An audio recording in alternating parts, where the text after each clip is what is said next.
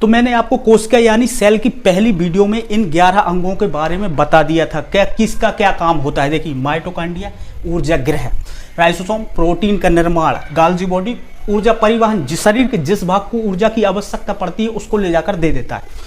ER कोशिका को कंगाल प्रदान कर देता है। वैकुल्स रसधानी जल को सोख रहता है। लाइसोसोम कोशिका पाचन कर देता है। सेंट्रोसोम पुनर्निर्माण का काम कर देता है। न्यूक्लियस ब्रेन ऑफ सेल पूरी कोशिका को कंट्रोल करके रखता है। इन 11 अंगों के बारे में मैंने आपको बता दिया था। अब देखते हैं हम 12। प्लेजला एंड सिलिया, ये क्या होती है? बाल के समान संरचना होती। कहाँ? कोशिका के आउटर पार्ट में, लेकिन ये केवल एनिमल सेल में पाया जाता है, ठीक है ना। कोशिका ये क्या करता है? कोशिका को मोशन प्रदान करता है, हिलने डुलने से रोकता है। सिलिया एंड प्लेजला, प्लेजला बड़ा होता है, सिलिया छोटा होता है। नंबर 13 लवक या प्लास्टिक, ये क्या होता है? ये होता है जिस तरह जंतु एनिमल कोशिका का सबसे बड़ा अंग क्या था? न्यूक्लियस, उसी प्रकार पादप या प्लांट कोशिका का ये सबसे बड़ा अंग होता है लवक या प्लास्टिड। ये 3 प्रकार का होता है। क्लोरोप्लास्ट, हरित लवक, नाम से ही आपको स्पष्ट हो रहा होगा। हरित लवक, हरा, कहाँ पाया जाएगा? पेड़ की पत्ती या तने में। क्या करेगा? भोजन का निर्माण करेगा, भोजन का निर्माण करेगा। नंबर 2 ल्यूकोप्लास्ट, अवर्णित लवक, कोई कलर प्रदान नहीं करता। इसका काम क्या होता है? भोजन संग्रह। क्यों संग्रह? राष्ट्रीय आपातकाल में काम आएगा इसलिए। क्रोमोप्लास्ट, वर्णित लवक, ये ही कलर प्रदान करता है, जैसे टमाटर को कर दिया लाइकोपेन, कैरोटीन, गाजर, जंतुपिल पीला।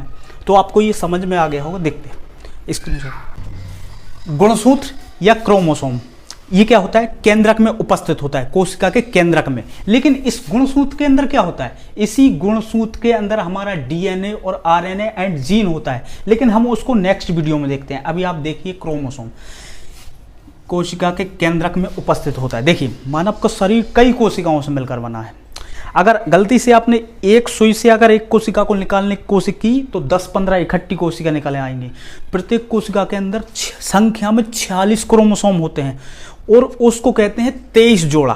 क्यों कहते हैं? क्योंकि मानव का शरीर में अधिकतर चीजें जोड़े में ही हैं। 2 हाथ, 2 पैर, 2 आंख, 2 नाक, 2 कान, हर चीज लगभग जोड़े में है, इसलिए इसमें संख्या में 46, जोड़े में 23। देखिए ये क्या होता है?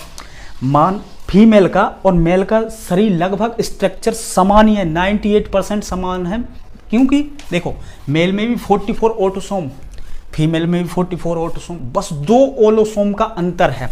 XX हो जाता है फीमेल में ओलोसोम का, और ओलोसोम XY हो जाता है किसमें? मेल में। बस ओलोसोम की वजह से आप डिफरेंस कर सकते हैं मेल और फीमेल के स्ट्रक्चर में, बाकी सारा समान है। आपको गुणसूत्र समझ में आ गया होगा।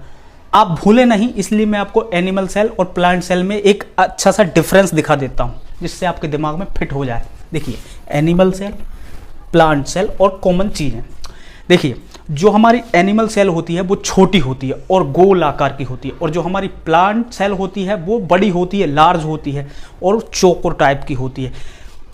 एनिमल सेल का जो वैकुल्स होता है वो छोटा होता है। क्यों छोटा होता है? क्योंकि मानव में पानी की आवश्यकता कम पड़ती है, उनकी रसधानी इसलिए छोटी होती है, वैकुल्स छोटा होता है।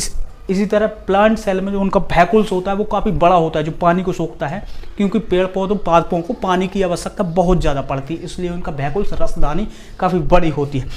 सीलिया, प्लेजला एंड लाइसोसोम किस में पाया जाएगा? केवल किस में पाया जाएगा? एनिमल सेल में। और इसमें सेल वॉल, कोशिका भित्ति, यानी सेल के ऊपर जो बॉल टाइप की होती है ना, मैंने आपको बताया था सेल वॉल, वो केवल प्लांट सेल में ही पाई जाएगी। प्लास्टिड 3 टाइप का होता है, और पादप कोशिका का सबसे बड़ा अंग 3 प्रकार का होता है, ल्यूकोप्लास्ट, क्लोरोप्लास्ट और क्रोमोप्लास्ट।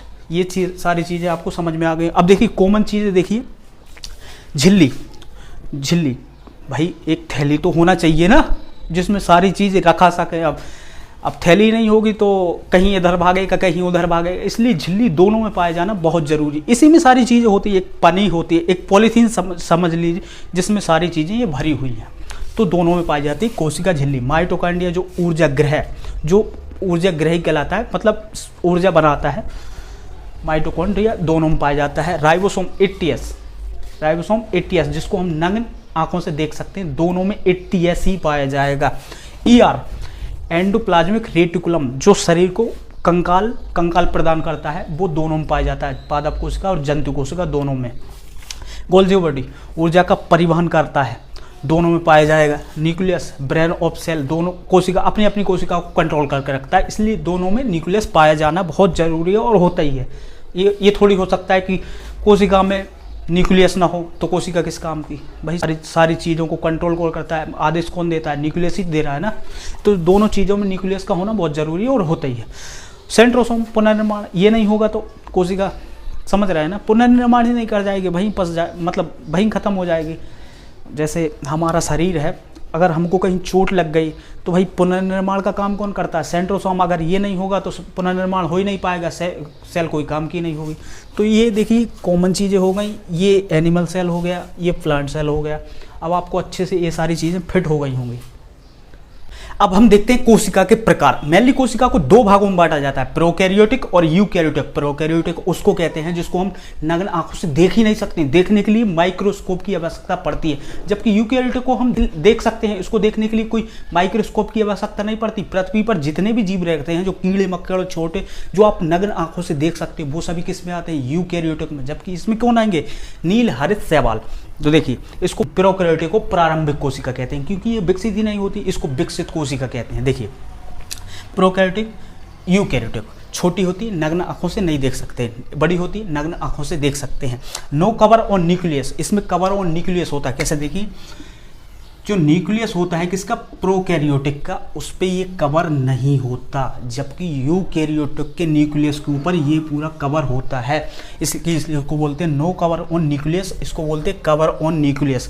देखिए जो प्रोकैरियोटिक है वो शोषण किससे कर रहा है, जीव द्रव्य से। जीव द्रव्य क्या होता है, मैंने आपको बताया था, कोशिका के अंदर भरा द्रव्य और न्यूक्लियस के अंदर भरा द्रव्य को क्या कहते हैं हम, जीव द्रव्य। प्रोकैरियोटिक उससे ही शोषण कर रहा है, जबकि हम शोषण किससे करते हैं, यूकैरियोटिक वाले किससे शोषण करते हैं, माइटोकॉन्ड्रिया से। अब देखिए प्रकाश संश्लेषण भी दोनों में होता है। प्रकाश संश्लेषण प्रोकैरियोटिक में तो होता है, यूकैरियोटिक में भी होता है।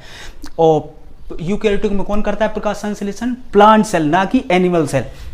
अब देखिए कोशिका भित्ति भी दोनों में पाई जाती है, लेकिन यूकैरियोटिक की कोशिका भित्ति किसकी बनी होगी, सेलुलोज की, जबकि इसकी किसकी बनी होती है, पेप्टिडोग्लाइकेन की।